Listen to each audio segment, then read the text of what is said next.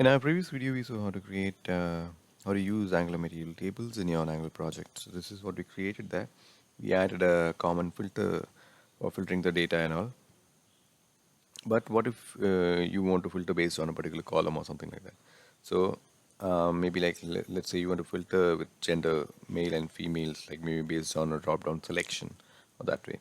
So what we are going to do is we are going to add a drop-down here which will have male and female selections. So based on the selections, this table will get filtered.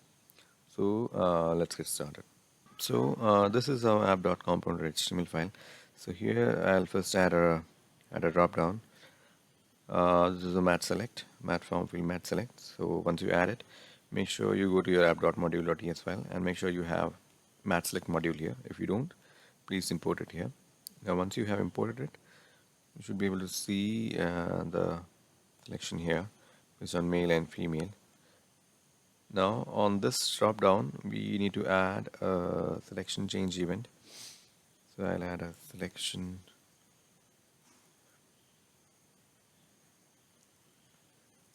change event which will pass in whatever the event is there. So we'll just create this method inside here.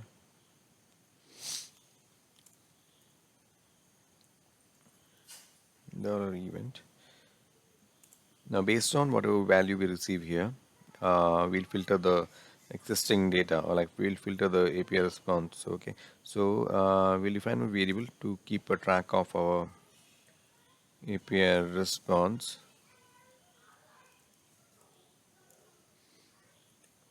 I'll come down here where I'll just keep a backup of API response in this variable, and I'll assign response to it. And when a change event is triggered, what I'll do is I'll create a filter data from, I'm using Lodash here. Lodash, okay. I need to import it, I guess. Okay, it's already here, so you can do underscore filter this dot API response, and we want to compare. We want to return the items which have like item dot gender equal to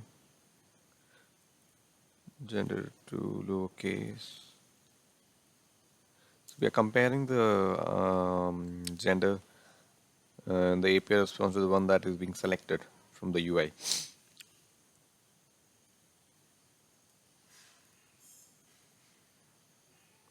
$event dot value dot to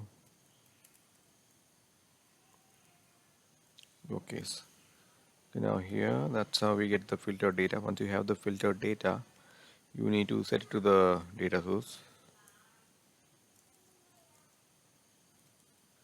mat table data source, and assign the filter data there. And save the changes.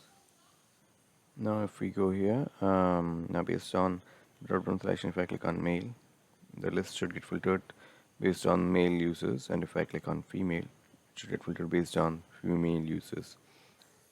So this is how you can use a drop-down to filter the mat table data. Hope you like this video. Do let me know your thoughts in the comments below.